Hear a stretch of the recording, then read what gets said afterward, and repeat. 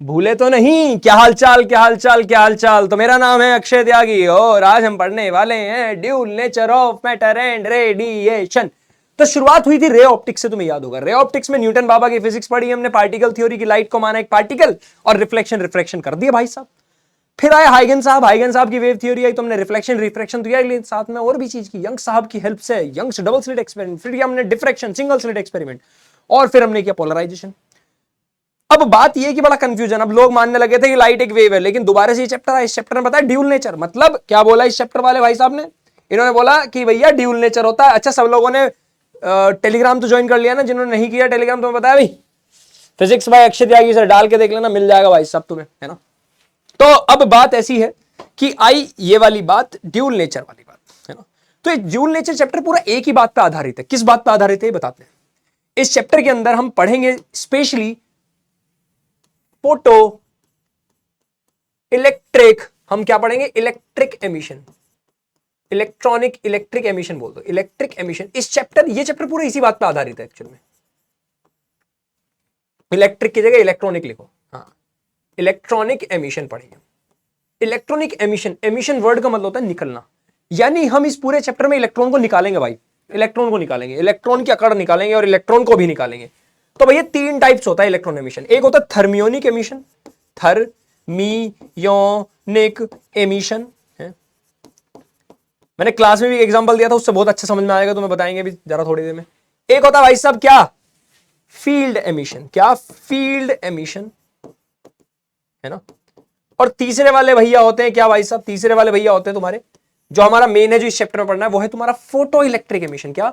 Photo electric emission, photo electric emission. तो basically होता क्या एमिशन समझते हैं। थर्मियोनिक का मतलब थर्मल से, थर्मल मतलब हीट एनर्जी, है ना। एक कंडक्टर को, एक मेटल को गर्म कर दिया, कंडक्टर के पास फ्री इलेक्ट्रॉन्स होते हैं, वैलेंस शेल में बैठे होते हैं भाई साहब। जैसे तुम लोग जब शाम को खेलने की उसमें बैठे होते हो कि भाई दोस्त आएंगे फिर खेलने जाएंगे, लेकिन जब खेलने जस्ट निकलो और मम्मी पीछे से कहा रुक, होमवर्क कर बैठ के, होमवर्क कर बैठ के पहले, तो मूड इतना खराब हो जाता है, मम्मी थोड़ी देर खेलने दो। दोस्त भी आ जाते हैं, दोस्त हंसते हैं ये नहीं जाएगा, पर फिर तुम दोस्त हो गया तो भाई किसी तरह मम्मी को बोल दो, तो दोस्त बोलते हैं आंटी आंटी भेज दो ना इसे। आंटी कहती हैं ऐसा है तुम भी जाके अपने घर पढ़ लो वरना तुम्हारी मम्मी से बोल दूंगी मैं, है ना। तो वो भी डर जाते हैं भाई, लेकिन पीछे से दो लोग और आ जाते हैं, वो कहते हैं चलो भाई खेलने, वो कहते हैं यार अक्षय की मम्मी नहीं जान दे रही, या तुम्हारी मम्मी नहीं जान दे रही। तो भाई क्या होता है, फिर सब लोग मिलकर रिक्वेस्ट करते हैं आंटी आंटी प्लीज भेज दो ना, थोड़ी देर में आ जाएंगे। तो आंटी जी थोड़ी देर में भेज देती है। आंटी कहती चल बेटा चला जा, लेकिन उस बच्चे को घर से निकालने में पहले एनर्जी लगी, एक तो थोड़े बच्चे लगे, फिर और ज्यादा बच्चे लगे उसको घर से ग्राउंड तक लेके जाने में ना। तो यही है भाई, इलेक्ट्रॉन को पहले मेटल कंडक्टर की सरफेस तक लेके आएंगे, ठीक है, कुछ एनर्जी देंगे, और उसके बाद और एनर्जी बची तो वो चला भी जाएगा खेलने, है ना। तो थर्मियोनिक एमिशन होता है by heating the conductor, by heating the conductor, यानी कंडक्टर को तुम इतना हीट कर दो कि उसे इतनी, उसके अंदर बैठे इलेक्ट्रॉन को इतनी एनर्जी मिल जाए कि वो स्केप कर जाए, निकल जाए भाई साहब। Field emission by applying the electric field, याद होगा थर्ड चैप्टर में गया था, सेकंड चैप्टर में, इलेक्ट्रिक फील्ड इतना स्ट्रॉन्ग लगाओ कि इलेक्ट्रॉन निकल जाए। Third, by by by by by, ये हुआ हीट की वजह से, ये हुआ इलेक्ट्रिक फील्ड की वजह से, और ये किसकी वजह से होता है? लाइट की वजह से, है ना। By supplying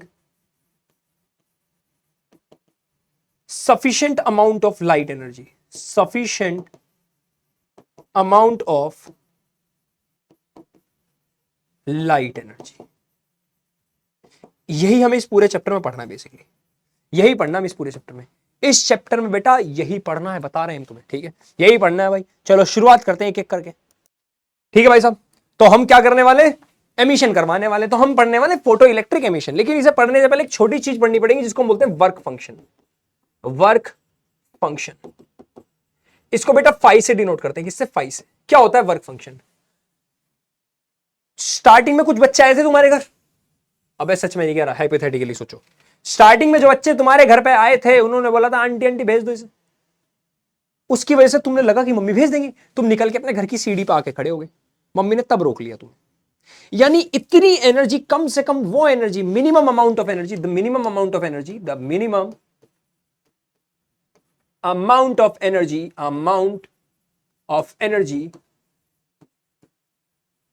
the minimum amount of energy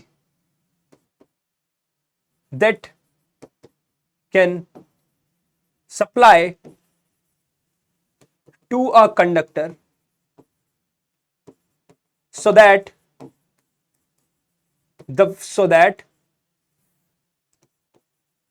the valence electron will come out on metal surface, है ना, on metal surface और कंडक्टर सरफेस, यानी कि कंडक्टर की सरफेस तक आ जाए, मिनिमम अमाउंट ऑफ एनर्जी इतनी दे दो, है ना।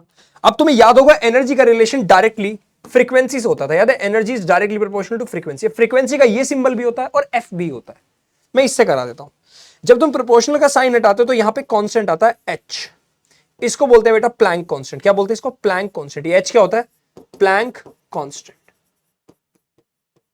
इसकी वैल्यू कितनी होती है? वैल्यू, इसकी वैल्यू होती है बेटा 6.6 इंटू 10 की पावर -34 जूल सेकेंड, ये इसकी वैल्यू होती है, ठीक है। अब फ्रीक्वेंसी क्या होता है? फ्रीक्वेंसी बेसिकली टाइम का प्रोपोर्शनल होता है। क्या होता है? और रेसिप्रोकल। फ्रीक्वेंसी होता है 1 टाइम पीरियड। तो अगर उस फॉर्मूले में, और टाइम का फॉर्मूला तुम्हें पता है क्या होता है? क्या होता है? Wavelength into velocity of light, यही तो होता है, वेवलेंथ अपॉन स्पीड। अरे time equals to distance upon speed, ये होता है। तो वहां एनर्जी के फॉर्मूले में हम ये लिख सकते हैं hc ओवर लैम्डा। देखो, तो कभी कभी क्वेश्चंस में हमें डायरेक्ट, क्योंकि h की वैल्यू बहुत ज्यादा है और c की वैल्यू भी बहुत ज्यादा है, तो इनकी वैल्यू हम डायरेक्ट कैलकुलेट कर लेते हैं। कैसे भाई साहब? सम यूनिट्स हेडिंग लो, 1 2 3 गो, पहले 1 2 3 गो, सम यूनिट्स। क्या भाई साहब? जैसे कि hc, चलो hc से पहले पढ़ते हैं। 1 इलेक्ट्रॉन वोल्ट क्या होता है? ये होता है तुम्हारा 1.6 इंटू 10 की पावर -19 जूल। यानी कि एक इलेक्ट्रॉन पर एक ये अप्लाई, कितनी वोल्टेज अप्लाई, मतलब 1 वोल्ट अप्लाई करने पे एक इलेक्ट्रॉन की एनर्जी इतनी होती है, समझ लो ना। क्या ये फॉर्मूला तुम्हें याद है? Q इलेक्ट्रॉन होता है चार्ज, V होता है वोल्टेज। क्या यही वर्क का फॉर्मूला है? ये वहां से आया है इक्वेशन, ठीक है। अब मैं डायरेक्ट बोल रहा हूं, hc की वैल्यू डायरेक्ट याद रखना 12400 एंगस्ट्रॉम इलेक्ट्रॉन वोल्ट, या फिर एक और वैल्यू hc की 1240 नैनोमीटर इलेक्ट्रॉन वोल्ट। ये 2 यूनिट याद रख लेना, आगे तुम्हारे काम आएंगे भाई साहब, डायरेक्ट क्वेश्चन करने के, सोल्व करने के काम आ जाती है, ठीक है। वर्क फंक्शन क्लियर हो गया।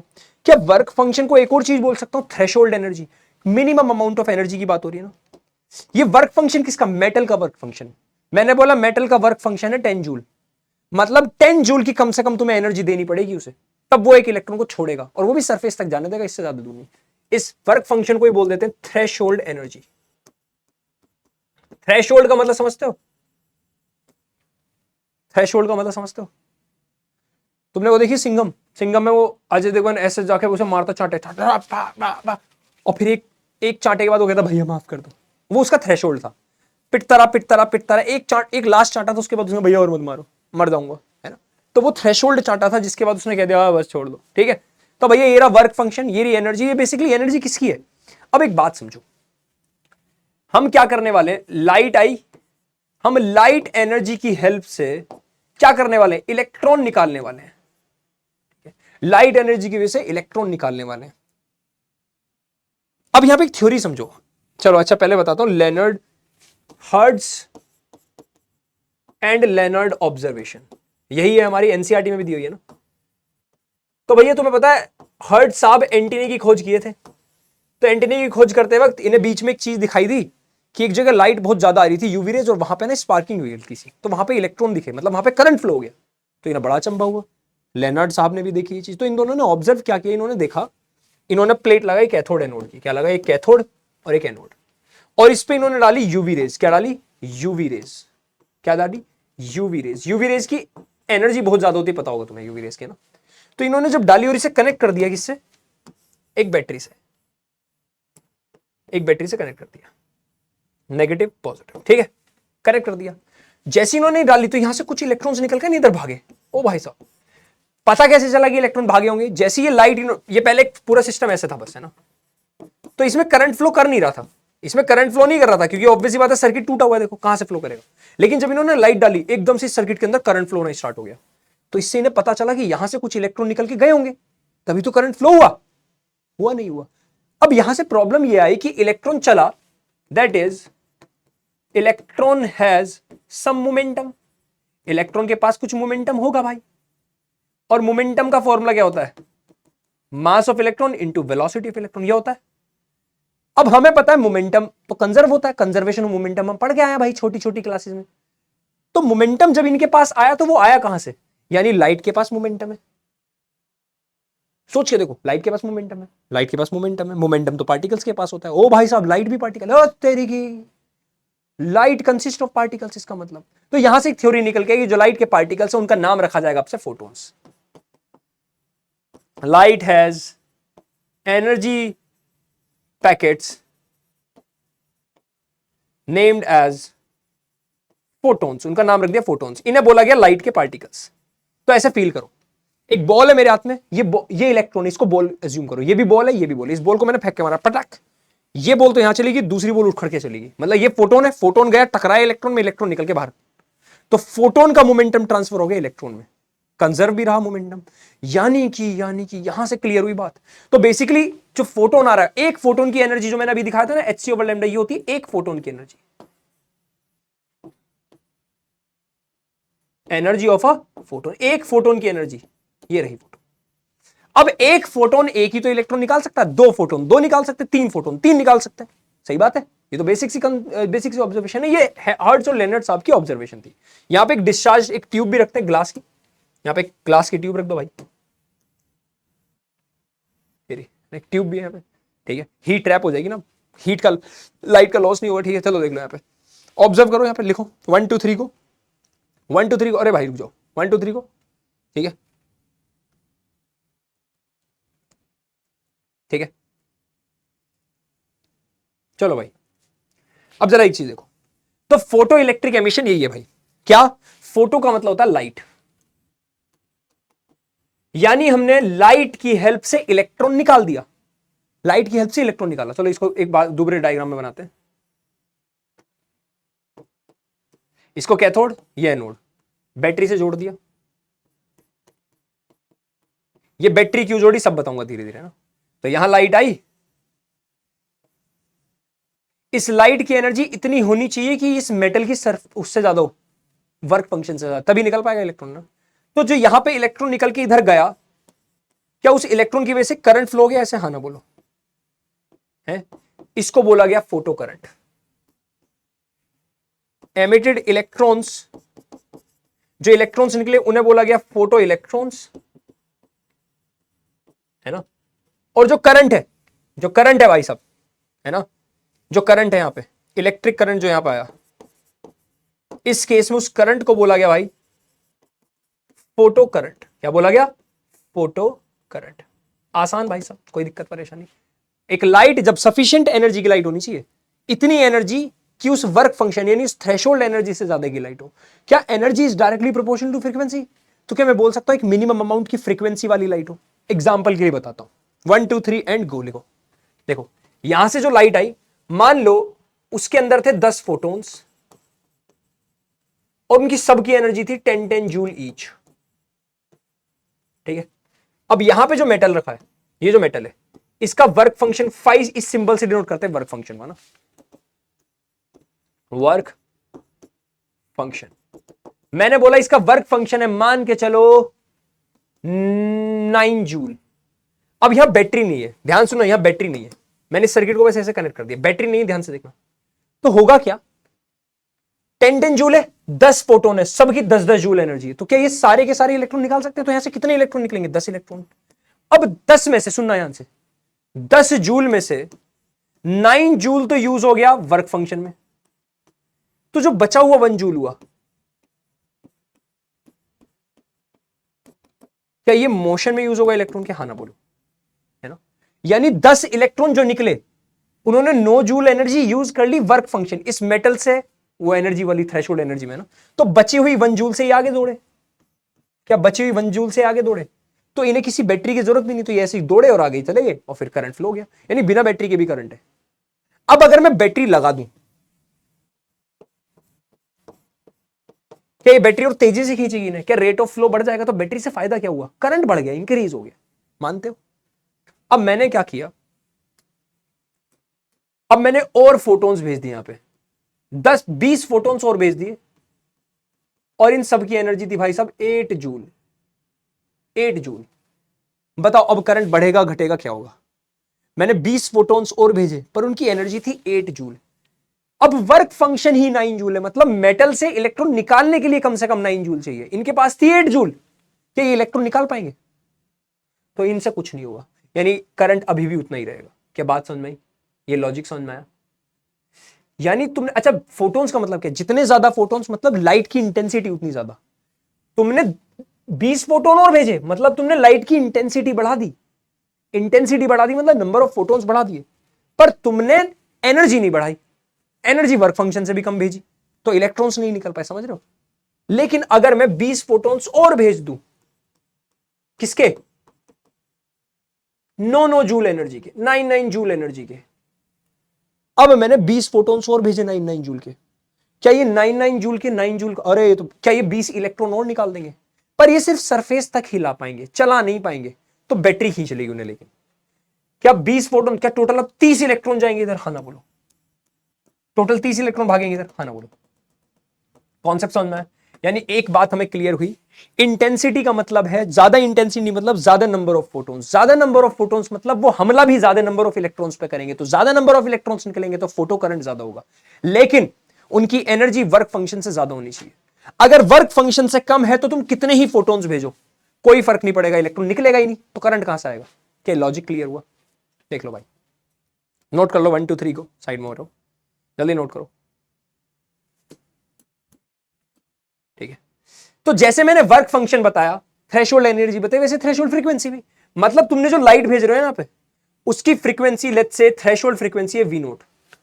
वी नोट थ्रेशोल्ड फ्रीक्वेंसी का मतलब है बेसिकली कम से कम। तो अब क्या होगा देखो, यहां जो तुम्हारा मेटल है, तुमने यहां पे वो नहीं लगाई, बैटरी बैटरी नहीं लगाई है ना। थ्रेशोल्ड फ्रीक्वेंसी भेजा मतलब तुमने वर्क फंक्शन की जितनी एनर्जी वाला इलेक्ट्रॉन भेजा है। एनर्जी जितनी, समझ रहे हो ना, एनर्जी ज्यादा तो फ्रीक्वेंसी ज्यादा। तुमने थ्रेशोल्ड फ्रीक्वेंसी भेजी। थ्रेशोल्ड फ्रीक्वेंसी मतलब वो minimum amount of frequency, minimum amount of energy वाली लाइट जो सिर्फ मेटल से इलेक्ट्रॉन को बाहर निकाल सकती है, चला नहीं सकती। बात समझे? यानी फ्रीक्वेंसी को रिलेट कर लो एनर्जी से, तो minimum frequency of light photon required to be given to electron to pull it out from the surface of the metal, सिर्फ। लेकिन अगर तुम यहां बैटरी लगा दोगे तो इन इलेक्ट्रॉन को ही खींच लेगी। पॉइंट समझ में आया? तो बैटरी का काम क्या है? लेकिन अगर तुमने इस फ्रीक्वेंसी से ज्यादा की लाइट भेज दी तो ये इलेक्ट्रॉन अपने आप आ जाएंगे इधर, बैटरी की जरूरत नहीं पड़ेगी। समझ रहे हो? अब एक एग्जांपल समझो, 1 2 3 इनको। तुमने क्या किया, 10 फोटोन भेजे 10 जूल एनर्जी के, 2 फोटोन भेजे 9 जूल एनर्जी के, 4 फोटोन भेजे 8 जूल एनर्जी के। ठीक है,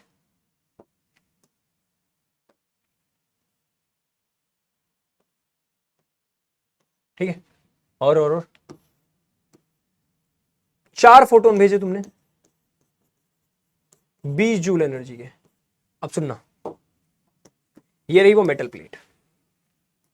अब मुझे एक बात बताओ, और इस मेटल प्लेट का वर्क फंक्शन दे दिया मैंने तुम्हें 9 जूल, तो कितने इलेक्ट्रॉन निकलेंगे बिना बैटरी के और करंट फ्लो कराएंगे? देखो बिना बैटरी के ये भी निकल जाएंगे 10 फोटोन, यानी 10 इलेक्ट्रॉन।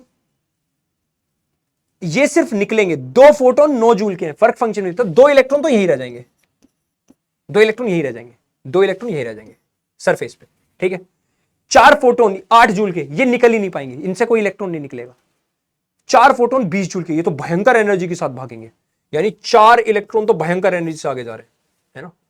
ठीक है, देखो कितनी एनर्जी से, 9 जूल तो वर्क फंक्शन में यूज होगी, 20 में से 9 गई, तो ये 11 जूल एनर्जी से आगे जा रहे हैं। पॉइंट समझे? बची हुई 11 जूल से ये एनर्जी यूज कर रहे हैं चलने में, ये काइनेटिक एनर्जी है। मोशन की वजह से जो एनर्जी होती है उसे काइनेटिक एनर्जी बोलते हैं, याद आया? ठीक है, और कितना हुआ? ठीक है, ये यहीं रुके हुए हैं, इनके पास 0 जूल एनर्जी है ना, ये यहीं रुके हुए हैं। 10 फोटोन है 10 जूल के, 9 जूल तो ये यूज होगी, तो 10 इलेक्ट्रॉन आगे जा रहे हैं 1 जूल की एनर्जी से, तो ये धीरे धीरे जा रहे हैं, मानते हो? अब अगर मैं बैटरी लगा दूं, क्या ये सरफेस वाले इलेक्ट्रॉन भी चले जाएंगे तो करंट बढ़ जाएगा? अभी तो करंट इनकी वजह से, क्या बिना बैटरी के भी ये घूम रहे हैं, इनकी वजह से करंट है? हाँ ना बोलो, मानते हो? कॉन्सेप्ट समझ में आ गया?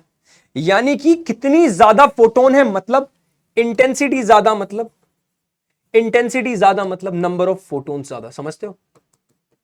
इंटेंसिटी ज्यादा मतलब नंबर ऑफ फोटोन्स ज्यादा,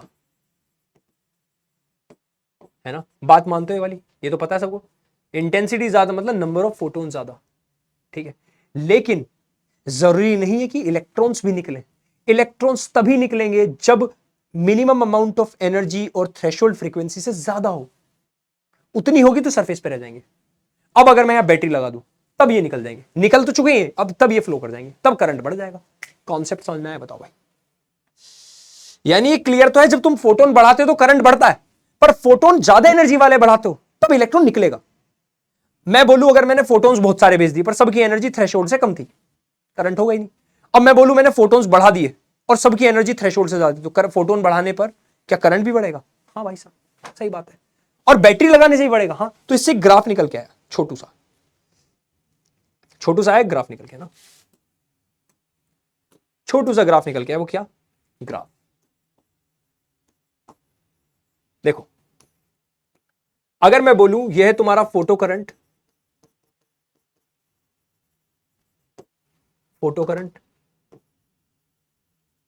और ये तुम्हारा क्या?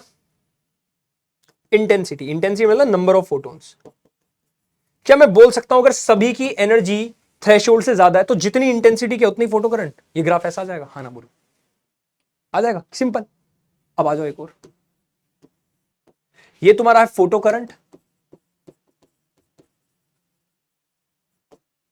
ठीक है,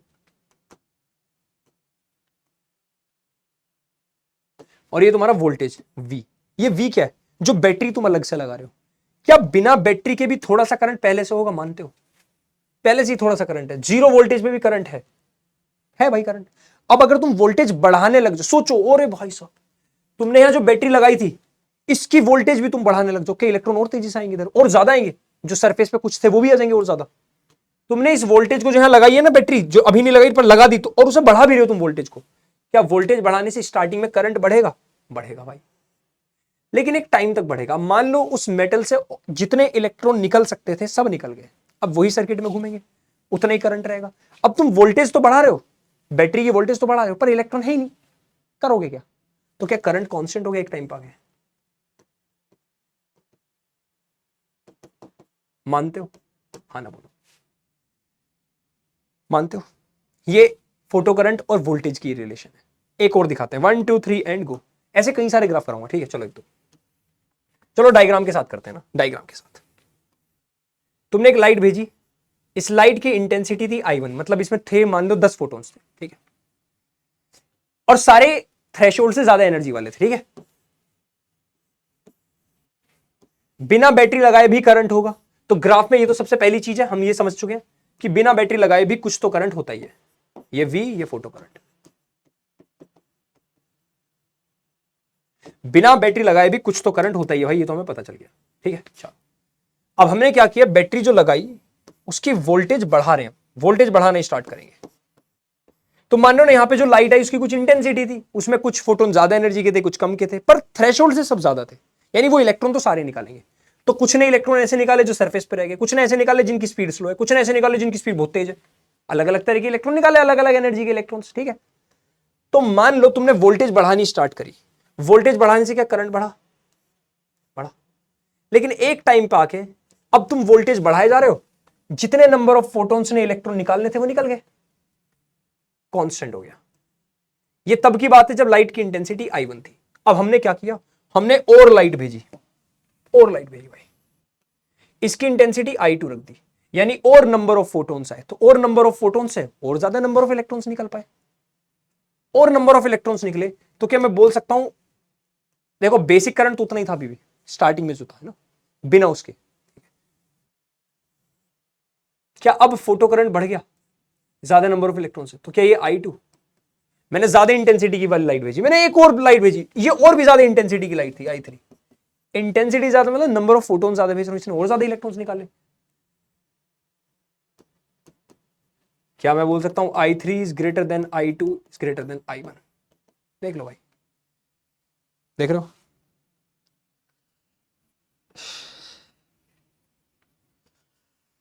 देख लो भाई जल्दी जल्दी से। मजा आ गया भाई साहब, जल्दी बताओ।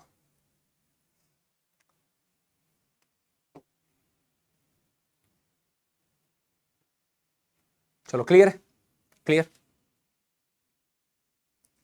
साइड हो जाते हैं भाई, जल्दी लिखो, कर देना। ग्राफ इस चैप्टर में सबसे ज्यादा इंपॉर्टेंट है भाई। लेकिन बस एक बात समझो, यहां पे मैंने इंटेंसिटी देख रहे हो बढ़ाई है, पर यहां सब ध्यान रखना, सबकी फ्रीक्वेंसी एंड एनर्जी इक्वली है ना।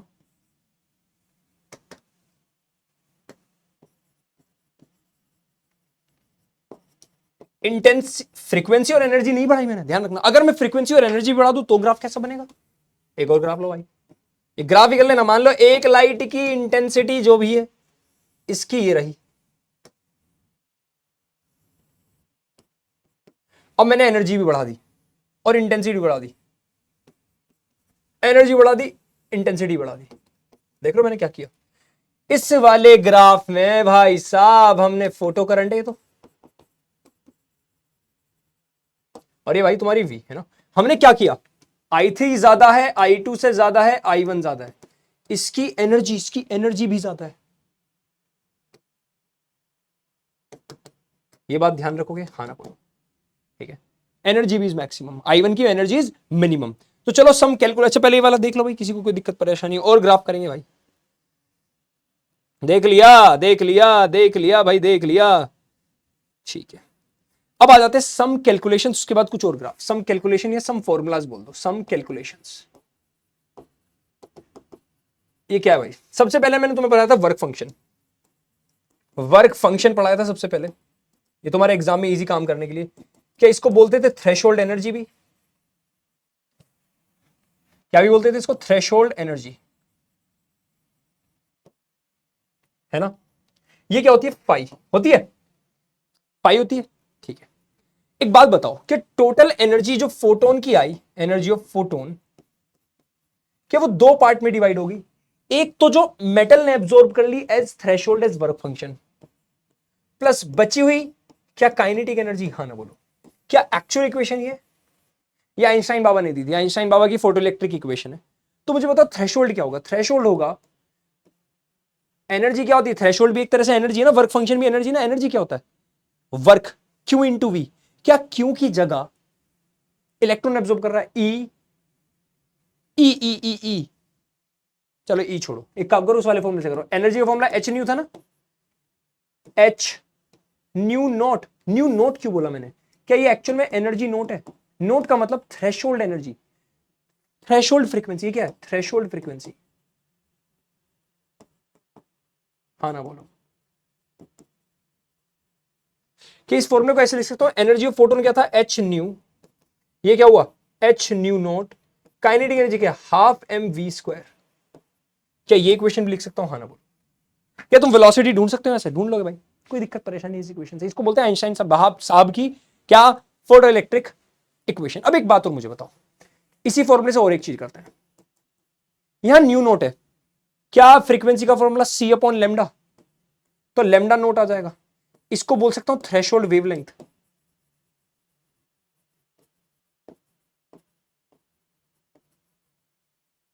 यानी इतनी वेवलेंथ से अगर ज्यादा वेवलेंथ हुई, यहां उल्टा होता है, वेवलेंथ देखो ऑपोजिट में, इतनी वेवलेंथ से अगर ज्यादा वेवलेंथ हुई, क्योंकि वेवलेंथ ज्यादा होती है तो एनर्जी कम हो जाती है, तो भी इलेक्ट्रॉन एमिट नहीं करेगा। चलो अब इसके बाद एक तगड़ा कॉन्सेप्ट आ जाए, स्टॉपिंग पोटेंशियल। साइड हो जाते हैं, 1 2 3 एंड गो। स्टॉपिंग पोटेंशियल भाई, स्टॉपिंग पोटेंशियल, स्टॉपिंग पोटेंशियल। ये क्या भाई? स्टॉपिंग पोटेंशियल क्या? रोकने वाला पोटेंशियल। कुछ कुछ ऐसी फीलिंग आ रही है ना, ठीक है, देखते हैं। मान लो तुम्हें ये तो पता चल गया बिना बैटरी लगाए भी क्या लाइट भेजने पर, है ना, कुछ इलेक्ट्रॉन्स थे जो इधर निकल जा रहे थे, उनकी एनर्जी बहुत भयंकर थी, कुछ की एनर्जी बहुत ज्यादा, कुछ की एनर्जी ऐसी रही होगी कि बीच में रह गए होंगे, कुछ की एनर्जी ऐसी थी बहुत भयंकर थी, बहुत तेजी से गए इधर। मतलब अलग अलग एनर्जी के इलेक्ट्रॉन्स होंगे ना, अलग अलग एनर्जी के, तो बिना उसके भी करंट था। ठीक है भाई, ग्राफ बनाते हैं, ठीक है, ग्राफ बनाते हैं भाई साहब। अरे भाई, अरे भाई, ठीक है। वी, ये क्या है भाई साहब? ये तुम्हारा है फोटो करंट, ये रहा V, ये रहा फोटो करंट, ठीक है। ये तुम्हारा कौन सा पोटेंशियल है, पॉजिटिव वाला, ठीक है। तो हमने क्या किया, बिना पोटेंशियल लगाए भी क्या करंट था, कुछ था भाई, ये था। अब मैंने क्या किया, बैटरी लगा दी, सपोर्टिंग बैटरी। क्या लगाई, सपोर्टिंग बैटरी। सपोर्टिंग बैटरी क्या करेगी, जो इलेक्ट्रॉन बीच में रुक जा रहे थे, जो सरफेस पे थे, उन सबको भी खींच लिया, तो करंट बढ़ता है। और एक टाइम बाद करंट कांस्टेंट हो जाता है, यही हुआ। करंट बढ़ता है, एक टाइम बाद करंट कांस्टेंट हो गया, यही हुआ। करंट एक टाइम बाद कांस्टेंट हो गया, मानते हो। यहां करंट हो गया, सैचुरेशन आ गया, ठीक है। ठीक भाई साहब, अब हमने क्या किया, बैटरी को उल्टा लगाया। मैंने क्या किया, सुनना ध्यान से, बैटरी को उल्टा लगा रहा हूं मैं, बैटरी को लगाया मैंने उल्टा। जब बैटरी को मैं उल्टा लगाता हूं, इधर पॉजिटिव इधर नेगेटिव, यानी अब यहां क्या आ गया, नेगेटिव। चाहिए नेगेटिव इलेक्ट्रॉन को नेगेटिव रिपेल करेगा, उल्टा भेजेगा। तो जिन इलेक्ट्रॉन की एनर्जी बहुत कम थी, जो बीच में रुक जा रहे थे, जिन्हें पहले पॉजिटिव पोटेंशियल खींच ले रहा था, क्या अब उन इलेक्ट्रॉन्स को ये तो धक्का देगा, ये जान ही नहीं देगा आगे, तो करंट कम होगा। जो सरफेस पे थे वो सरफेस पे रह जाएंगे, मानते हो। यानी जो इलेक्ट्रॉन बहुत ज्यादा भयंकर एनर्जी से आ रहे थे, सिर्फ वही आ पाएंगे अब। लेकिन जो हल्के से बीच में रह जा रहे थे, जो सरफेस पे थे, वो तो नहीं आएंगे। तो वो करंट हल्का सा धीरे धीरे कम भी होगा, मानते हो। या हल्का सा करंट कम होगा भाई, मानते हो। हल्का सा करंट कम होगा भाई। अब कम होते होते हमने क्या किया, ये पोटेंशियल नेगेटिव वाला और बढ़ाना स्टार्ट किया, और बढ़ाया और बढ़ाया और बढ़ाया। बढ़ाते बढ़ाते एक टाइम आया कि जो सबसे भयंकर एनर्जी वाला इलेक्ट्रॉन था ना, वो भी फाइनली यहां से वापस लौट गया। मतलब समझो, एक आदमी इधर से कुछ एनर्जी लगा रहा है 10 जूल की लेथ से, और एक इधर से 10 जूल लगा रहा है, और दोनों यहां से एक दूसरे को ना ये इधर जाने दे रहा है, इधर जाने दे रहा, यानी इधर से इतना नेगेटिव पोटेंशियल आ गया। यानी जो नेगेटिव पोटेंशियल का वर्क था, वर्क होता है Q × V, ये जो वर्क था मान लो 10 जूल, और ये इलेक्ट्रॉन भी 10 जूल की वर्क कर रहा है इधर जाने में। क्या दोनों का वर्क, ये ना इसे इधर जाने दे रहा, ना इसे इधर जाने दे रहा, यही तो हो रहा है। तो इस टाइम पे इसको बोल देंगे कौन सा पॉइंट, यहां पर फाइनली अब इलेक्ट्रॉन चल नहीं पा रहा आगे की तरफ, तो फोटो करंट तो 0 हो गया। इस टाइम पर जो तुम्हारा पोटेंशियल हुआ, इसको बोलते हैं स्टॉपिंग पोटेंशियल, VO से डिनोट कर रहा हूं। यानी कि क्या है stopping potential, the maximum negative potential applied, the maximum negative potential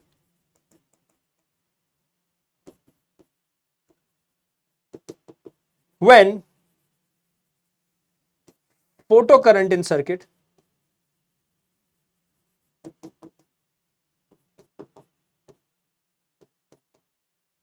becomes 0.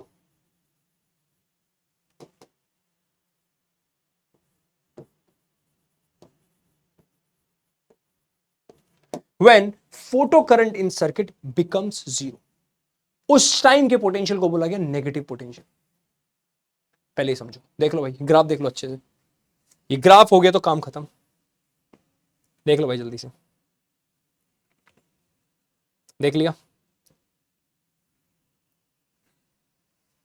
ठीक, क्लियर, देखो भाई, ठीक है, चलो ठीक है।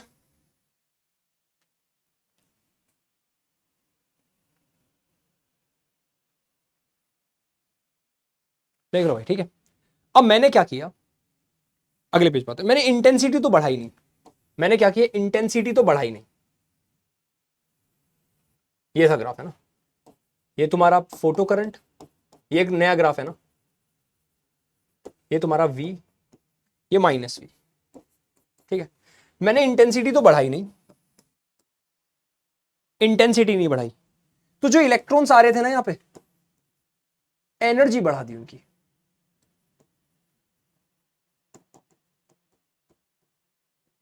सुनना ध्यान से, क्या हुआ, मैंने फोटोन की इंटेंसिटी नहीं बढ़ाई। इंटेंसिटी नहीं बढ़ाई तो मतलब नंबर ऑफ इलेक्ट्रॉन्स नहीं बढ़े, तो जितना करंट था उतना ही है। लेकिन मैंने क्या किया, एनर्जी बढ़ा दी, यानी जो यहां से इलेक्ट्रॉन आ रहे हैं उनकी एनर्जी बढ़ा दी। एनर्जी बढ़ा दी तो अब जो निकलने वाला, जो यहां पे फोटोन आ रहे हैं उनकी एनर्जी बढ़ा दी, तो निकलने वाले इलेक्ट्रॉन्स की एनर्जी ज्यादा होगी। तो इन्हें रोकने के लिए क्या ज्यादा बड़ा नेगेटिव पोटेंशियल लगाना पड़ेगा। सोच के देखो, अरे नेगेटिव पोटेंशियल क्या कर रहा है, इन इलेक्ट्रॉन्स को रोकने का। जितनी ज्यादा एनर्जी का इलेक्ट्रॉन आएगा, क्या यहां से उतना ही ज्यादा नेगेटिव पोटेंशियल होना जरूरी है। इंटेंसिटी नहीं बढ़ाए, करंट अभी भी उतना ही है। लेकिन अब देखो, पहले मान लो तुम्हारी नेगेटिव पोटेंशियल ये था, लेट्स से, माइनस VO1। लेकिन अब मैंने एनर्जी बढ़ा दी, करंट अब भी उतना ही रहेगा, लेकिन अब क्या नेगेटिव पोटेंशियल बढ़ जाएगा, मुझे और ज्यादा नेगेटिव पोटेंशियल लगाना पड़ेगा रोकने के लिए, रोकने के लिए। हाँ ना बोलो। अब एक बात सुनना है यहाँ पे ध्यान से ना, तो जो मैक्सिमम एनर्जी वाला इलेक्ट्रॉन था, क्या उसकी एनर्जी और जो स्टॉपिंग पोटेंशियल जो वर्क कर रहा है, वर्क या एनर्जी जो भी है, समझो ध्यान से, ये मैक्सिमम एनर्जी जिसकी सबसे भयंकर एनर्जी थी, उसको कौन कब रोक पाए हम, जब यहां इधर मैक्सिमम कर दिया मैंने voltage, stopping potential. Stopping potential जो वर्क कर रहा है वो चार्ज इंटू वोल्टेज होता है, चार्ज इंटू वोल्टेज यही होता है। क्या charge into voltage basically E V nought, क्या यही है वो मैक्सिमम पोटेंशियल? अरे Q into V, work done, Q into we.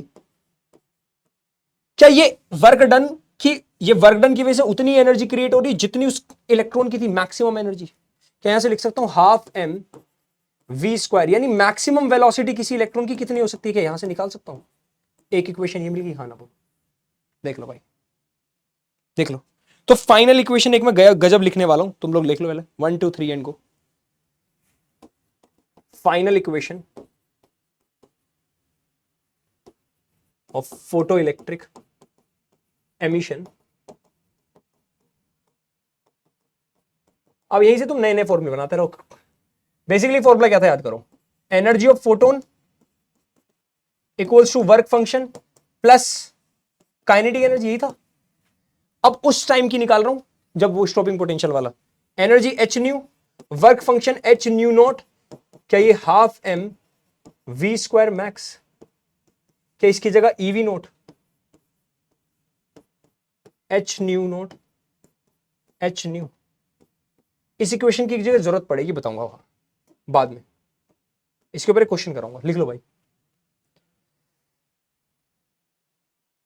अब अगर मैं इंटेंसिटी भी बढ़ा दूं और एनर्जी भी बढ़ा दूं, इंटेंसिटी भी बढ़ा दूं और एनर्जी भी बढ़ा दूं, दोनों चीजें बढ़ा दूं, तो क्या होगा?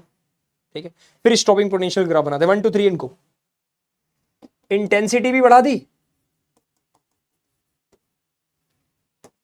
और एनर्जी भी बढ़ा दी, दोनों चीजें बढ़ा दी, एनर्जी मतलब फ्रीक्वेंसी भी बढ़ा दी।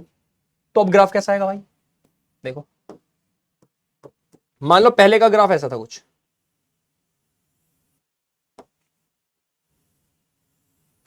इंटेंसिटी 1, ठीक है, इसकी फ्रीक्वेंसी कितनी है, फ्रीक्वेंसी इसकी जो भी है, यहां स्टॉपिंग पोटेंशियल है मान लो इसका माइनस VO1, ठीक है। अब इंटेंसिटी एनर्जी दोनों बढ़ा दी, इंटेंसिटी 2, तुम समझ रहे हो, इंटेंसिटी बढ़ाई और एनर्जी बढ़ाई, एनर्जी बढ़ाई तो फ्रीक्वेंसी भी बढ़ गई, तो इसकी फ्रीक्वेंसी ज्यादा है ना, फ्रीक्वेंसी इज मोर। तो तुम देख रहे हो नए नए ग्राफ बना सकते हो, वही बता दो मुझे, देख लो भाई, ठीक है। इंटेंसिटी बढ़ा दी, एनर्जी बढ़ा दी, अब एनर्जी नहीं बढ़ाई, इंटेंसिटी बढ़ाई। चलो अब एक ग्राफ करते हैं, हर टाइप की ग्राफ करा रहा हूं मैं तुम्हें। अब इंटेंसिटी बढ़ा दी, एनर्जी नहीं बढ़ाई, इंटेंसिटी इंटेंसिटी इंटेंसिटी बढ़ा दी,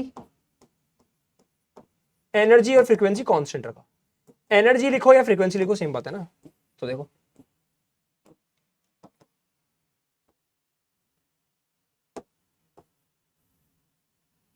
ठीक है, ठीक है, देख रहे हो, स्टॉपिंग पोटेंशियल सबका सेम है, फ्रीक्वेंसी सबकी सेम है, बट इंटेंसिटी अलग अलग कर दी, I1 I2 इंटेंसिटी अलग अलग कर दी, क्या करंट अलग अलग हो गया, हाँ ना बोलो।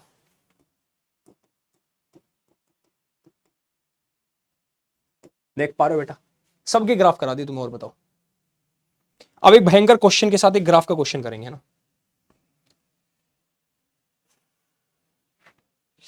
चलो एक और ग्राफ कर लेते लास्ट। जैसे ये क्या है, इसको उल्टा करते हैं, एनर्जी बढ़ा देते हैं, इंटेंसिटी सेम रखते हैं। अच्छा मैं करा चुका हूँ, एनर्जी बढ़ा दे इंटेंसिटी सेम, एक तो मैंने, हाँ ये रहा ना, एनर्जी बढ़ा दी इंटेंसिटी सेम रखी है। चलो 1 2 3 पहले कर लो भाई, लिख लो बेटा, मजा आ रहा है बताइए। चलो एक ग्राफ करते हैं लास्ट जो मजेदार वाला है, स्टॉपिंग पोटेंशियल और फ्रीक्वेंसी का ग्राफ और रह गया बस तुम्हारा ना, स्टॉपिंग पोटेंशियल और ग्राफ, स्टॉपिंग पोटेंशियल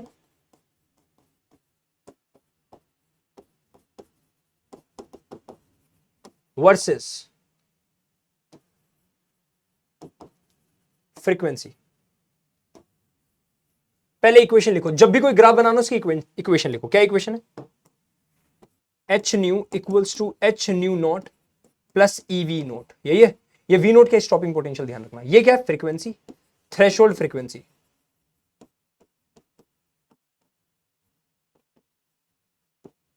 ये क्या? Stopping potential. हमें ग्राफ किस किस का बनाना है?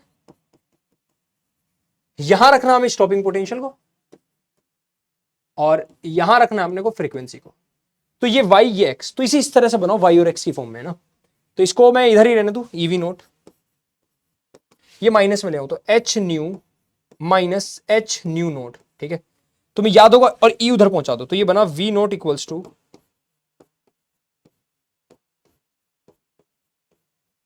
फील करो, तुम्हें याद होगा, तुमने इक्वेशन ऑफ स्ट्रेट लाइन पढ़ी होगी, y equals to m x plus c, याद है?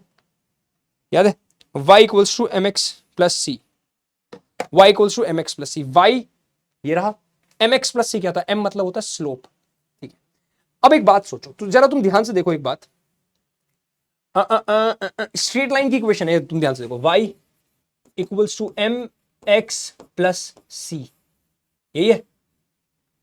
m क्या? यहां पे h अपॉन ई है, स्लोप की वैल्यू। ये क्वेश्चन आता है स्लोप की वैल्यू क्या है, लिख सकता हूं यहां h अपॉन ई, ये स्लोप है, इसको बोलते हैं इंटरसेप्ट, एच ई अपॉन ये रियलिटी में तुम्हें पता है क्या है? क्या होता? कोई बता सकता है? ये वर्क फंक्शन अपॉन इलेक्ट्रॉन है, एच न्यू नोट, ये वर्क फंक्शन होता था अपॉन इलेक्ट्रॉन। लिख लो, चाहे कहीं लिख दो, कहीं साइड में। क्या मैं वर्क फंक्शन अपॉन इलेक्ट्रॉन, क्या वर्क फंक्शन होता था एच न्यू नोट, ये होता था, अपॉन ई कर दू, देखो जरा। तो बेसिकली ये इंटरसेप्ट है वर्क अपॉन ई। लिखना चाहते हो लिख लेना, वरना कोई बात नहीं। तो देखो, स्ट्रेट लाइन आनी, ये समझ में आ गया। इंटरसेप्ट मतलब होता है कहां पे काट रहा है ग्राफ को, ठीक है। ये वाई इस पे हो गया। तुम देख रहे हो इन दोनों का डायरेक्टली रिलेशन है, यानी फ्रीक्वेंसी बढ़ाने से स्टॉपिंग पोटेंशियल बढ़ रहा है, सही बात है। फ्रीक्वेंसी बढ़ाने से एनर्जी बढ़ती है, तो स्टॉपिंग पोटेंशियल ज्यादा करना पड़ता है। स्ट्रेट लाइन आई है, पर स्टॉपिंग पोटेंशियल, सुनना सुनना सुनना सुनना सुनना, अगर मैं बोलूं कि ये ग्राफ यहां कहीं से स्टार्ट होना चाहिए, मतलब देखो मेरे, अरे भाई क्या हो गया, कभी कभी अब सही हो जाएगा। अरे भाई साहब, ये ग्राफ ऐसे जाएगा। मैंने सुना क्यों क्यों यहां से स्टार्ट किया, और मैं इस इक्वेशन को बोल रहा हूं न्यू नोट। ये क्यों लिखा मैंने? स्टॉपिंग पोटेंशियल की जरूरत तब पड़ेगी जब इलेक्ट्रॉन निकलते हो। इलेक्ट्रॉन निकलेंगे कब? किसी थ्रेशोल्ड फ्रीक्वेंसी के बाद, तब निकले इलेक्ट्रॉन, ठीक है। ये तुम्हारा डायरेक्ट, ये स्लोप का यही तो होता है स्लोप, समझे? स्लोप कांस्टेंट है, ध्यान रखना, एच भी कांस्टेंट है, ई भी कांस्टेंट है। स्लोप कांस्टेंट है तभी स्ट्रेट लाइन आई है, ये सब रिलेट करती हैं चीजें। स्लोप कांस्टेंट है तभी स्ट्रेट लाइन आई है, स्लोप कांस्टेंट होता है स्ट्रेट लाइन का। अब इसको तुम पीछे बढ़ा के देखो, ये यहां काटेगी कहीं माइनस में काट रही है, यही होता है इंटरसेप्ट। अब इसे चाहे तो तुम ये लिख दो, चाहे तो ये लिख दो, चाहे और माइनस का वर्क फंक्शन अपॉन इलेक्ट्रॉन, चाहे लिख दो। ये ग्राफ क्वेश्चन में आया था, डायरेक्ट तुमसे पूछ लिया था, एक ग्राफ देखिए, ये ग्राफ दे दिया तो पूछ लिया था बताओ इसका स्लोप क्या होगा, बस स्लोप एच अपॉन ई। देख लो भाई, बहुत मस्त क्वेश्चन था, देख लो भाई साहब।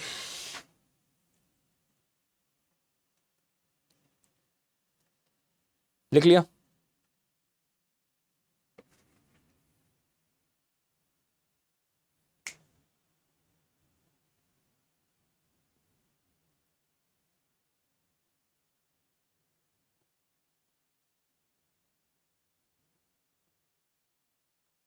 कर लो जल्दी, फिर मैं आगे बताता हूं। चलो एक क्वेश्चन करो, कह रहा the work function of photo sensitive materials, इतना वर्क फंक्शन दे दिया, ठीक है। The longest wavelength of the light that can cause photo electric emission from the substance is approximately, तुमसे पता है क्या पूछा है? Threshold wavelength. क्या वर्क फंक्शन होता है H nu note, threshold frequency क्या यहां से आएगा, ये तुमसे यही पूछा है। नैनोमीटर में क्या एच सी की वैल्यू डायरेक्ट पता है? नैनोमीटर में बताइए क्या होती है, बताओ। 1240, याद आया? 1240 नैनोमीटर, इलेक्ट्रॉन वोल्ट, याद आया? नीचे डिवाइड में वर्क फंक्शन कितना है, कहा दिया 4 इलेक्ट्रॉन वोल्ट। इलेक्ट्रॉन वोल्ट से इलेक्ट्रॉन वोल्ट खत्म। देखो 4 3 जा 12, 4 1 जा 4 0, 310,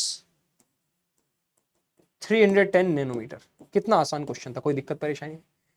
अब तुम बोलोगे सर यहाँ पे थ्रेशोल्ड वेवलेंथ को हम ज्यादा क्यों बोल रहे हैं? अरे वेवलेंथ ज्यादा मतलब एनर्जी कम, तो मिनिमम एनर्जी बोलोगे तो मैक्सिमम वेवलेंथ बोलोगे, याद रखना, लिख लो भाई। ठीक है भाई, यहां वेव थ्योरी फेल हो गई थी, पता ना?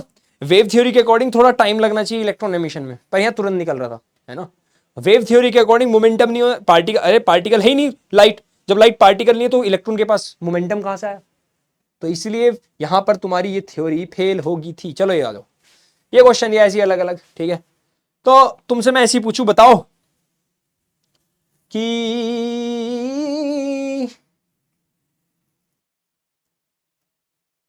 इसमें क्या बताओगे तुम?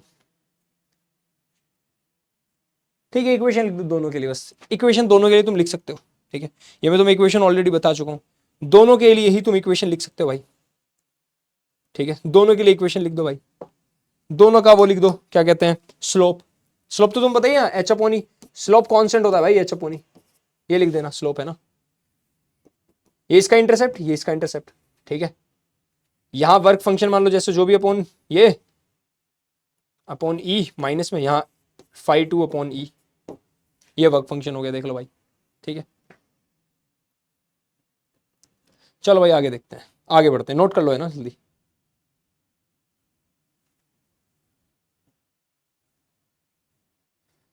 तो बेसिकली मैं तुम्हें लिखवा चुका हूं law of photo electric emission के। तो for a given photo sensitive material, photo sensitive का मतलब जो लाइट के लिए सेंसिटिव है, and frequency of incident radiation, the photo current is directly proportional to the intensity of light. ये मैं इसका ग्राफ बनवा चुका हूं तुम लोगों को ना, ठीक भाई, ठीक बता चुका हूं। और एक सबड़ सतड़ी जी वाली लिख लो, for a given photo sensitive material frequency of incident radiation, saturation current जो था वो एनर्जी से लेना देना नहीं उसका, saturation current is found to be proportional to the intensity, जितने ज्यादा नंबर ऑफ फोटोन्स उतना डिपेंड करता है कितना करंट होगा, है ना? स्टॉपिंग पोटेंशियल डिपेंड नहीं करता इंटेंसिटी पर, इज इंडिपेंडेंट ऑफ इंटेंसिटी, ये मैं तुम्हें बता चुका हूं। स्टॉपिंग पोटेंशियल डिपेंड करता है एनर्जी पर और फ्रीक्वेंसी पर। चलो भाई ये सब पढ़ लेना है, वैसे लिखवा दिए जो भी है ना, काम की चीज जो भी है ना। चलो एक क्वेश्चन ये करते हैं, कह रहा है फोटोन ऑफ एनर्जी इतना, फोटोन की एनर्जी भाई इतनी, ठीक है? ये एनर्जी दे दी फोटोन की, falls on a metallic surface of work function इतना, वर्क फंक्शन भी दे दिया भाई, कह रहा then the maximum kinetic energy of the emitted electron. Maximum kinetic energy मतलब वो समझ जाओ। चलो एनर्जी का formula work function plus kinetic energy max. Energy दे दी 3.8 इलेक्ट्रॉन वोल्ट, वर्क फंक्शन दे दिया 2.8 इलेक्ट्रॉन वोल्ट, काइनेटिक एनर्जी पूछिए मैक्स, खत्म, कुछ था ही नहीं इसमें। माइनस कर दो 0.4 इलेक्ट्रॉन वोल्ट आ गया भाई, है? पर इतना क्यों पूछा इन्होंने यार, इसकी जरूरत क्या थी, इसकी जरूरत क्या थी? कह रहा when photon of energy 3.8 electron volt, तो भाई इसमें जरूरत क्या थी, इस क्वेश्चन को पूछने की तो जरूरत ही नहीं, मुझे ऐसा लग रहा है। 3.8 और 2 अरे 1 1 आया, 3.8, अरे यार मैंने 3.4 पढ़ लिया गलती से, 1 इलेक्ट्रॉन वोल्ट, कुछ था ही नहीं इसमें पूछने वाला, ठीक है? आगे बढ़ते हैं, ये रहा 1 2 3 and go.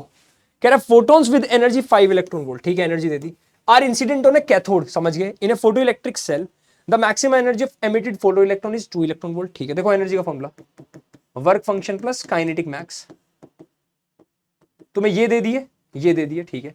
When photons of energy 6 electron volt are incident on C, no photo electrons will reach the anode A if the stopping potential of A related to C. ओहो, तो पहले वर्क फंक्शन निकालो। ऐसे देखो क्या कह रहा है, पहले कुछ एनर्जी के फोटोन्स आए, उन्होंने इलेक्ट्रॉन निकाला, मैक्सिमम इतना जो भी है निकाला इलेक्ट्रॉन, भाई बढ़िया। अब हमने ज्यादा एनर्जी के फोटोन्स भेजे, तो कितना स्टॉपिंग पोटेंशियल होना चाहिए, ये वाली वैल्यू पूछी। तो इसके लिए वर्क फंक्शन पहले पता होना चाहिए ना। देखो पहले हमने 5 इलेक्ट्रॉन वोल्ट के इलेक्ट्रॉन भेजे, ये रहा वर्क फंक्शन, और मैक्सिमम काइनेटिक एनर्जी कितने निकले, 2 इलेक्ट्रॉन वोल्ट के। तो यानी वर्क फंक्शन तुम देख पा रहे हो, हमारा 5 - 2 3 इलेक्ट्रॉन वोल्ट आया वर्क फंक्शन। और वर्क फंक्शन तो मेटल का है, वो तो कांस्टेंट रहेगा, तुम एनर्जी कितनी चेंज करते रहो। अब सेकंड इक्वेशन, ठीक है? क्या काइनेटिक मैक्स ही इक्वल होता है तुम्हारा ई वी नोट? हाँ ना बोलो, यही होता है काइनेटिक मैक्स, मानते हो?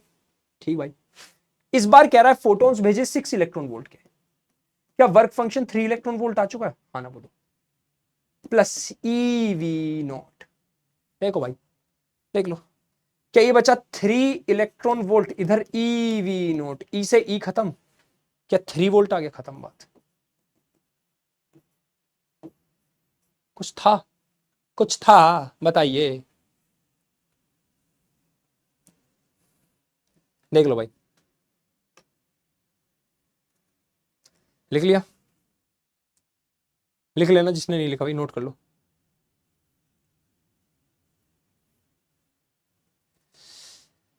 अब आते हैं भाई कुछ प्रॉपर्टीज पढ़ लेते हैं फोटोन के बारे में। फोटोन के बारे में जानना ना, ये तो समझिए फोटोन क्या है। फोटोन का रेस्ट मास जीरो होता है, कहीं लिख लेना, लिखा हुआ है rest mass of photon is zero. Light की जब वेलोसिटी, वो किसी पार्टिकल की वेलोसिटी जब इतनी ज्यादा हो जाए कि उसकी वेलोसिटी लगभग लाइट के आसपास पहुंच जाए, तो उसका रेस्ट मास जीरो होता है। उसकी इक्वेशन मैंने तुम्हें फर्स्ट चैप्टर में लिखवाई थी, सेकंड में, फर्स्ट में लिखवाई थी। m equals to relative mass equals to m nought upon under root 1 minus V square upon C square, इस इक्वेशन से आई थी। इसको बोलते हैं रिलेटिविस्टिक मास, ठीक है। तो यही, क्योंकि v लगभग c पहुंच गया, c से c zero, one one one minus one, one minus one zero, zero तो मल्टीप्लाई में गया तो रेस्ट मास जीरो आ जाता है, ये m नोट जीरो आ जाता है, किसका, फोटोन का। बट फिर भी इनका मोमेंटम होता है, इनका मोमेंटम होता है h अपॉन लेमडा। देखो हमारी क्लासिकल फिजिक्स में जो न्यूटोनियन फिजिक्स है उसके अंदर मोमेंटम का फॉर्मूला होता है मास इनटू वेलोसिटी। वो होता है उन पार्टिकल्स के जिनकी वेलोसिटी बहुत कम होती है, लाइट के कंपैरिजन से बहुत ज्यादा कम होती है। लेकिन अगर किसी पार्टिकल की वेलोसिटी लाइट के कंपैरिजन में लगभग आसपास पहुंच जाए, तो वहां पर क्वांटम फिजिक्स आ जाती है और क्लासिकल फिजिक्स के कुछ रूल खत्म हो जाते हैं, खराब हो जाते हैं, काम नहीं करते। उसके लिए आइंस्टाइन बाबा ने एक थ्योरी दी भाई, इक्वल्स टू एमसी स्क्वायर, जो हमने पढ़ा है ना, वहीं से उन्होंने वो पूरा दिया था ना।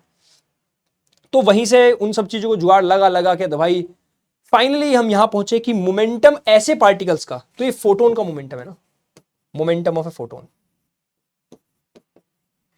क्योंकि हमें यह बात तो क्लियर हो गई थी कि फोटोन यानी लाइट के पास मोमेंटम तो है, तभी तो इलेक्ट्रॉन के पास मोमेंटम आया, ये तो क्लियर था। तो ये डिफाइन होता है किसकी, मोमेंटम ऑफ ए फोटोन, ठीक है। अब अगर तुम ध्यान से देखो तो तुमने एक फॉर्मूला पढ़ा है, equals to H C over lambda, पढ़ा है। एच अपॉन लेमडा को ध्यान से देखो, क्या इक्वल्स टू पी इंटू सी लिख सकता हूं, देखो भाई। क्या मोमेंटम का एक और फॉर्मूला यहां से, energy upon speed of light, देख लो। तो ये भी मोमेंटम ऑफ फोटोन है, ठीक है। ये एनर्जी ऑफ फोटोन थी ना, ये मोमेंटम ऑफ फोटोन है, ठीक है। देख लो भाई। तो माना जाता है कि लाइट बहुत सारे पार्टिकल्स से मिलकर बनती है, जिनको हमने नाम दे दिया फोटोन्स, और इनको हम एनर्जी पैकेट्स बोलना स्टार्ट कर देते हैं, ठीक है। इनको हम एनर्जी पैकेट्स बोलना स्टार्ट कर देते हैं। तो इसके ऊपर एक छोटा सा क्वेश्चन कर लो भाई, ठीक है। ये एक छोटा सा question, momentum photon of wavelength इतना, एक फोटोन की वेवलेंथ इतनी दे दी 5000 एंगस्ट्रॉम, ठीक है। तो क्या होता है एच अपॉन लेमडा, एच की वैल्यू 6.6 इंटू 10 की पावर माइनस 34, लेमडा कितना है 5000 एंगस्ट्रॉम, एंगस्ट्रॉम होता है बेटा 10 की पावर माइनस 10, ठीक है। डेसिमल हटाओ, एक और जीरो आ गई, 4 जीरो इसके साथ आई, तो 10 की पावर कितना बचा 66 अपॉन 5, 10 की पावर माइनस 34, 4 जीरो यहां पर आ गई, तो 10 की पावर माइनस 6 ऊपर गया प्लस 6, 5 13 जा 65, 5 2 जा इंटू 10 की पावर माइनस 28, तो ये आया 1.32 इंटू 10 की पावर माइनस 27। है कोई ऑप्शन, केजी मीटर पर सेकंड, कोई ऑप्शन है भाई, हाँ है, ए। देख लो भाई, देख लो, देख लो भाई, देख लिया। तो तुम्हें याद होगा मैंने तुम्हें इंटेंसिटी का एक फॉर्मूला पढ़ाया था, इंटेंसिटी का, एनर्जी कितनी जगह में कितने कम टाइम में गिर रही है ना। और पावर का फॉर्मूला पढ़ाया था, energy upon time, work upon time से आया था। तो इसी से कॉन्सेप्ट आता है, लिख लिया तुमने, है ना। पहले पानी ले लें, आग बहे तेरे दिल में तुम सा कहां, चलो लिखते लिखते। Emission of photon, emission of photon, EMISSION, emission of photons, the rate of emission of photon, the rate of emission of photon, the rate of emission of photon, ये क्या चीज है समझते हैं। बेसिकली एनर्जी का फॉर्मूला तुम पढ़ चुके हो, क्या होता है एच न्यू, यही होता है, देख लो एनर्जी का फॉर्मूला एच न्यू होता है भाई, है ना, for one photon. For N number of photons क्या होगा, फॉर एन फोटोन्स क्या बोल सकता हूं, E equals to N H nu, कि इसको N H C over lambda बोल सकता हूं, हाँ ना बोलो, देख लो, लिख सकता हूं, ठीक है। देख लो भाई। अब पावर क्या होती है? पावर होती है बेसिकली वर्क अपॉन टाइम या एनर्जी अपॉन टाइम। ठीक है, एनर्जी कितनी है? N H C over lambda, already नीचे टाइम है, देख लो। हम्म, हमें क्या निकालना? Rate of emission of photon, number of photons per unit time. हमें तो एन अपॉन टी निकालना है। चलो भाई, एन अपॉन टी क्या होगा? तो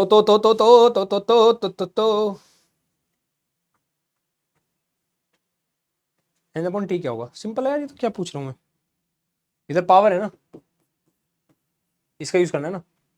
तो ये होगा lambda into power upon H C. ये एच है, ध्यान रखना, एच अलग है भाई,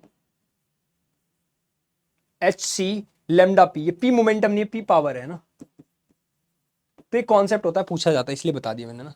ये बोर्ड्स में नहीं पूछा जाता है ना, ये बोर्ड्स में नहीं पूछा जाता।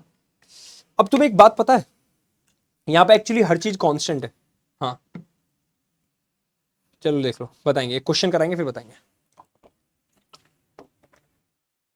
नहीं, देखो भाई, कह रहा नंबर ऑफ फोटोन्स पर second on an average emitted by the source of monochromatic light. Monochromatic मतलब सिंगल वेवलेंथ की लाइट है, और वेवलेंथ 600 नैनोमीटर। ठीक है, वेवलेंथ दे दी भाई 600 नैनोमीटर, नैनोमीटर होता है 10 की पावर -9 मीटर। ठीक है, when it delivers the power, power दे दी भाई कितनी? 3.3 इंटू 10 की पावर -3 वॉट। ठीक भाई, कह रहा will be H equals to इतना। ठीक है, एच इक्वल्स टू इतना।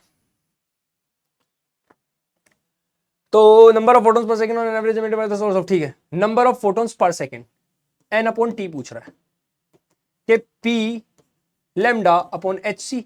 पर सेकंड मतलब टाइम 1 सेकंड है, तो N upon 1 second. P power, power है यहाँ पे 3.3 इंटू 10 की पावर -3। लेमडा है यहाँ पे, हाँ 600 इंटू 10 की पावर -9। एच है यहाँ पे 6.6 इंटू 10 की पावर -34। सी है यहाँ पे 3 इंटू 10 की पावर 8। यही है, देख लो भाई, 3 200 जा, डेसिमल 33 2 जा 200 जा, और कुछ बचा? 9 और 3 12, -12 प्लस 2 माइनस का 10, -34 प्लस 8 -26 -26, ऊपर गया +26, 10 की पावर 16, यानी एक सेकंड में 10 की पावर 16 फोटोन्स एमिट होंगे। देख लो भाई, तुम्हारे सामने आंसर, देख लो भाई साहब, देखो भाई जल्दी, देख लिया? जल्दी देखो, जल्दी जल्दी जल्दी जल्दी जल्दी जल्दी जल्दी जल्दी जल्दी जल्दी जल्दी जल्दी देखो। तो भाई अब जैसे ये सारी कहानी खत्म हुई, तो अब डी ब्रोई साहब आए। डी ब्रोई साहब ने क्या बोला? डी ब्रोई होता है, डी ब्रोगली होता है, कंफ्यूजन रहता है भाई मुझे, डी ब्रोई बोलते हैं शायद, है ना। डी ब्रोई साहब ने क्या बोला? डी ब्रोई वेवलेंथ नाम इस टॉपिक का।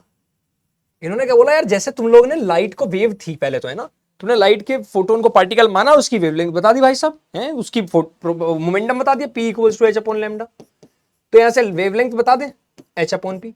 ये वेवलेंथ ऑफ ए फोटोन होती है ना, तो वेवलेंथ ऑफ फोटोन।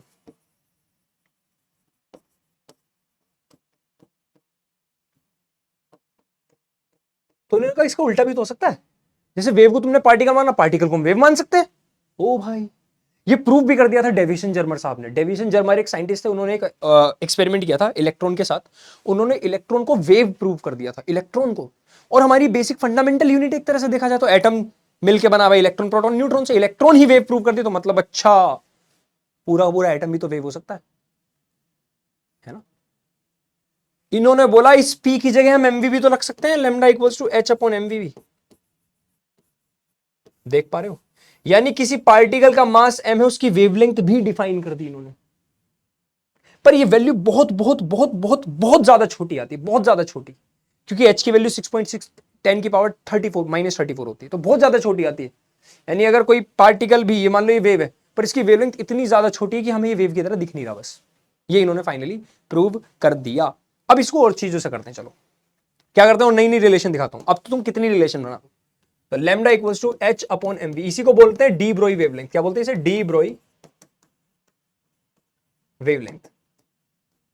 अब मैं तुम्हें दिखाता हूं, तुम बना रहे हो फॉर्मूला, मैं नहीं बनाऊंगा। कैसे? चलो, क्या लैम्डा इक्वल्स टू, सोचना ध्यान से ना, अगर मैं, क्या ये मोमेंटम है? मोमेंटम है ना, है मोमेंटम। चलो एक रिलेशन याद दिलाता हूं तुम्हें, साइड में करते हैं। काइनेटिक एनर्जी का फॉर्मूला क्या होता था? हाफ एम वी स्क्वायर होता है।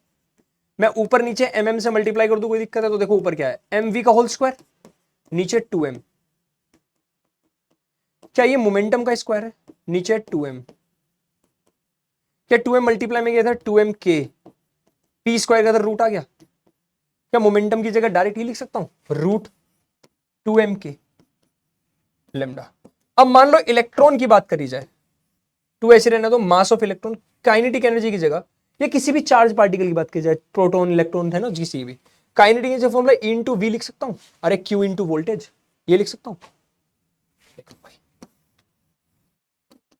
ये प्रोटॉन या इलेक्ट्रॉन की क्या है? अब यहां पे मास ऑफ प्रोटॉन रखोगे तो वेवलेंथ तो प्रोटॉन आ जाएगी, मास ऑफ इलेक्ट्रॉन रखोगे तो वेवलेंथ तो इलेक्ट्रॉन आ जाएगी। ये था भाई डी ब्रोई वेवलेंथ। ठीक है, तो डी ब्रोई की जो, जिन वेव्स को हम, जैसे मान लो एक पार्टिकल है गोल घूम रहा है ना, इस पे इन्होंने वेव ऐसे बना दी। इन्होंने बोला क्या है भैया, इनको मैटर वेव्स बोल दो। क्या बोल दो? मैटर वेव्स, कि matter as a wave exist कर रहा है।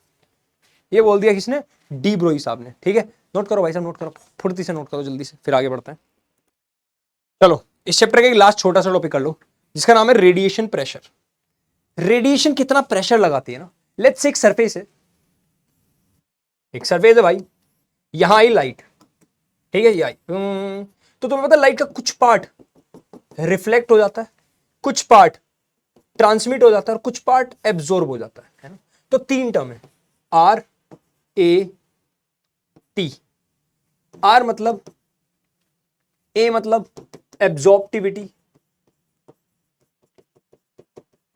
है ना, टी मतलब ट्रांसमिशन लिखेंगे, ट्रांसमिटिविटी लिखेंगे, मैं समझ नहीं पा रहा, ट्रांसमिशन लिखूं या ट्रांसमिटिविटी लिखूं? ट्रांसमिटिविटी लिख देते हैं, जब ऐसे लिख रहे हैं ना, ट्रांसमिटिविटी। ये रिफ्लेक्टिविटी, रिफ्लेक्टिविटी है ना। तो बेसिकली एक लाइट के साथ एब्जॉर्प्टिविटी हुआ, एब्जॉर्प्शन हुआ, ट्रांसमिशन हुआ, रिफ्लेक्शन हुआ, तीनों का मिला के मान लो टोटल लाइट 1, ऐसे लिख देते हैं। अब मान लो कभी लाइट का कंप्लीटली एब्जॉर्प्शन हो जाए या कंप्लीटली रिफ्लेक्शन हो जाए, है ना। जब कंप्लीटली रिफ्लेक्शन हो, सर जी का फोन आ गया भाई, ठीक है भाई, हेलो, हाँ 1 मिनट, क्लास में है ना, करता हूं आपको कॉल। अब मान लो कोई सरफेस है perfectly reflective surface, perfectly reflective surface है कोई, है ना, लेट्स से, देखना बेटा देखना, परफेक्टली रिफ्लेक्टिव सरफेस है ना। चलो, यानी लाइट आई टा और वापस चली गई, आई और वापस चली गई। मान लो आने वाली लाइट की, लेट्स से, तो बता चेंज इन मोमेंटम निकालते थे हम, याद करो चेंज इन मोमेंटम क्या होता है, momentum final minus momentum initial. मान लो इसका मोमेंटम मैं बोल दूं एच अपॉन लेमडा, इसका मैंने बोल दिया माइनस एच अपॉन लेमडा। क्यों? मोमेंटम एक वेक्टर क्वांटिटी है, तो क्या यहां लिख सकता हूं 2h अपॉन लेमडा, हाँ ना बोलो। क्या ये हुआ change in momentum? Change in momentum ये लिख दूं, साइड में हो रहा हूं, चेंज इन मोमेंटम क्या लिख सकता हूं? हमें रेडिएशन प्रेशर निकालना बेसिकली है ना, रेडिएशन प्रेशर निकाल के छोड़ेंगे हम, ठीक है। अब तुम्हें पता होना चाहिए फोर्स का फॉर्मूला एक्चुअल में होता है, जब लाइट कंप्लीटली रिफ्लेक्ट हो जाती है, 2 into power upon area,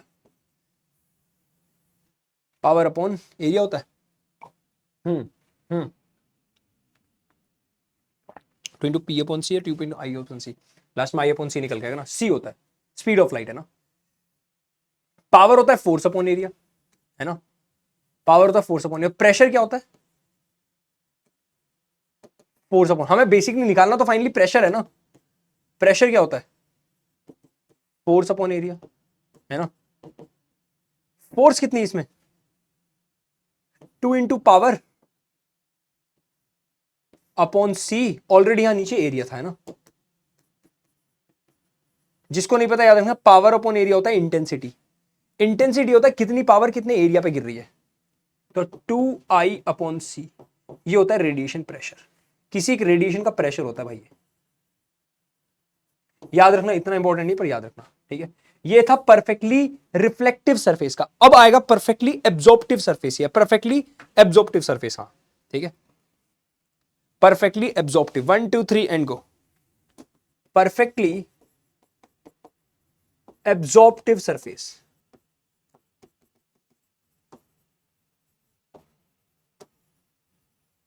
perfectly absorptive surface. एक लाइट आई और एब्जॉर्ब होगी भाई। कितनी लाइट आई थी, इसका इसका मोमेंटम ले लो तुम, h/λ। तो क्या चेंज इन मोमेंटम, मैं बोल सकता हूं h/λ ही है। ये लिख लेते हैं, इसकी जरूरत नहीं है चेंज इन मोमेंटम, पर लिख लेते हैं ना।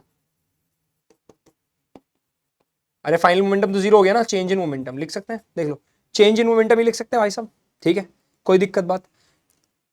जब ऐसा होता है ना, तो फोर्स का डायरेक्ट फॉर्मूला होता है पावर/c। वहां 2 इंटू पावर था क्योंकि जाने वाली भी थी ना। फिर से प्रेशर का फॉर्मूला फोर्स/एरिया। ये ऑल तो इतने इंपॉर्टेंट टॉपिक नहीं है, तुम्हारे बोर्ड्स में नहीं पूछे जाते ना, ये कोई भी रेडिएशन प्रेशर पूरा टॉपिक नहीं है ना। फोर्स की जगह पावर/c, ऑलरेडी एरिया था, ये देखो इंटेंसिटी फिर से, तो I/c। बस ये खत्म, एक दो क्वेश्चन करो चलो बस खत्म। आई नो चैप्टर बहुत छोटा है, बहुत ही ज्यादा छोटा है, बात ये, ठीक है, लिख लो भाई।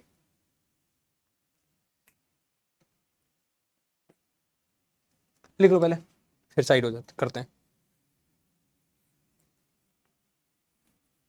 लिख लिया? 1 2 3 come on, 1 2 3 come on. Wave nature matter मैंने करा दिया ना, ठीक है, चलो क्वेश्चन करते हैं ना।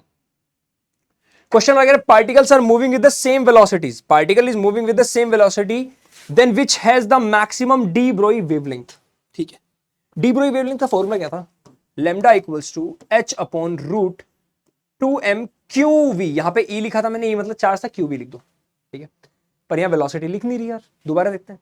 लैम्डा इक्वल्स टू h/mv, एक ये था फॉर्मूला, ठीक है, एक ये था भाई। वेलोसिटी सेम है, क्या मास ऑफ पार्टिकल पर डिपेंड करता है, किसका ज्यादा मास है, प्रोटॉन का, अल्फा का, न्यूट्रॉन का या बीटा का। पहले तुम्हें पता होने चाहिए पार्टिकल कौन कौन से होते हैं भाई, है ना। अल्फा होता है हीलियम का न्यूक्लियस, ठीक है, He2 पॉजिटिव, ठीक है, तो ये तो बीटा ही है भाई सबसे ज्यादा, क्योंकि बीटा का सबसे मास कम है भाई, है ना, बीटा का ही मास कम है, इलेक्ट्रॉन है ना बेसिकली, बीटा का ही मास सबसे कम है, सबसे कम तो वेवलेंथ सबसे ज्यादा, खत्म, ये रहा भाई, खत्म। आगे बढ़ते हैं, अगला क्वेश्चन कह रहा फाइंड द रेशियो ऑफ, ये रहने दो तुम खुद करना, ये होमवर्क है भाई तुम्हारा, ये होमवर्क है भाई तुम्हारा। कह रहा the de Broglie wavelength of electron moving with the kinetic energy of इतना, क्या था, h/√2m/k, क्या ये था 2m/k, देख लो भाई, इलेक्ट्रॉन की बात हुई है ना, इलेक्ट्रॉन की बात हुई है ना, काइनेटिक एनर्जी है 144 eV, तो वर्क काइनेटिक एनर्जी हुई है, तो सिर्फ वोल्टेज कितना होगा 144। देखो इसको ऐसे भी लिख सकता हूं h/√2m eV, काइनेटिक की जगह e इंटू वी लिख सकता हूं, eV 144 eV लिखा है यहां पे, तो पता है ना इलेक्ट्रॉन इंटू 144 वोल्ट होता है, इसका मतलब ये वोल्टेज इंटू इलेक्ट्रॉन होता है, इसका मतलब पता है ना, इलेक्ट्रॉन है वोल्टेज नहीं पता। तो देखो ध्यान से एक चीज बताता हूं, इसकी कैलकुलेशन हम डायरेक्ट करके रखते हैं, किसकी, √2m की, और √v इसे अलग कर दो, इसकी कैलकुलेशन डायरेक्ट करके रखते हैं, ठीक है। यानी अगर कभी भी डायरेक्ट आ जाए इलेक्ट्रॉन की वेवलेंथ निकालने के लिए, इलेक्ट्रॉन की वेवलेंथ डायरेक्ट निकालने के लिए आ जाए, तो इसकी कैलकुलेशन डायरेक्ट रखते हैं, वो होती है तुम्हारी 12.27 एंगस्ट्रॉम अपॉन √v। ये डायरेक्ट कैलकुलेशन है एंगस्ट्रॉम के लिए, लिख लो कहीं, है ना, ये तुम्हें काम आएगा, 12.27 एंगस्ट्रॉम अपॉन √v। ये एंगस्ट्रॉम डायरेक्ट है भाई, ठीक है। एंगस्ट्रॉम तुम्हें पता है क्या होता है ना, ये डायरेक्ट याद करना, इलेक्ट्रॉन के लिए लैम्डा फॉर इलेक्ट्रॉन। अब वोल्टेज तुम्हें पता है 144, अगले पेज पर कर रहा हूं 1 2 3 को, 12.27 अपॉन √v, √144 एंगस्ट्रॉम है ना, लैम्डा ऑफ ई 12.27 अपॉन में आया 12 एंगस्ट्रॉम। क्या एंगस्ट्रॉम होता है 10⁻⁻10, ये एंगस्ट्रॉम है। अब ये मीटर में हो चुका है ना, ठीक है। मुझे करना है नैनोमीटर में, डिवाइड कर दूं 10 की पावर -9 से, डिवाइड मतलब मल्टीप्लाई कर दूं 10 की पावर -9 से। सोचो, अरे मैं बोल रहा हूं 1 मीटर में कितने एंगस्ट्रॉम होते हैं, 10 की पावर 9 नैनोमीटर, सॉरी ये होते हैं, है ना। तो क्या मल्टीप्लाई कर दूं 10 की पावर 9 से, ये था मेन कॉन्सेप्ट। अब ये नैनोमीटर में आ जाएगा आंसर, ये आएगा 1 point something, 1 point something into 10 की पावर -1, 1 पॉइंट समथिंग इंटू 10 की पावर -1 है ना, 1 पॉइंट समथिंग, 1.0 ले लो, 1.01 ले लो, यहाँ पे कितना है 1.02 है, यहाँ पे 1.02 इंटू 10 की पावर -1 नैनोमीटर आया। यहाँ पे 3 डेसिमल, 2 इधर ले जाओ, ये 3 हो जाएगा, तो ये 102 हो जाएगा, 10 की पावर -3 नैनोमीटर। देख लो भाई, सबसे जल्दी का चैप्टर यही हुआ हमारा, है ना। जल्दी से रिवाइज करो भाई, वन शॉट। क्या बात, क्या बात। तुम लोगों को मैं वापस बताता हूँ, जो बच्चे बैच में नहीं पढ़ते, सिर्फ यहाँ पढ़ते हैं, उनके लिए मैं एक न्यूमेरिकल सीरीज लेके आने वाला हूँ अलग से, ठीक है भाई। ऑब्वियस ही बात है, देखो वन शॉट मेनली इसलिए कि तुम्हारा रिवीजन हो जाए, बल्कि मैं पूरा डिटेल में कराता हूँ, पूरा डिटेल में। इस चैप्टर का सबसे इंपॉर्टेंट पार्ट है फोटो इलेक्ट्रिक इफेक्ट, वो मैंने तुम्हें इतना डीपली कराया ना, उसका एक एक ग्राफ, एक एक चीज अच्छे से कराई है, तुम्हें बस करना है। अब मैं क्वेश्चन की सीरीज तुम्हारे लिए अलग लेके आऊंगा जनवरी के फर्स्ट वीक से। वादा रहा हमारा तुमसे, चलो बाबा टाय टाय।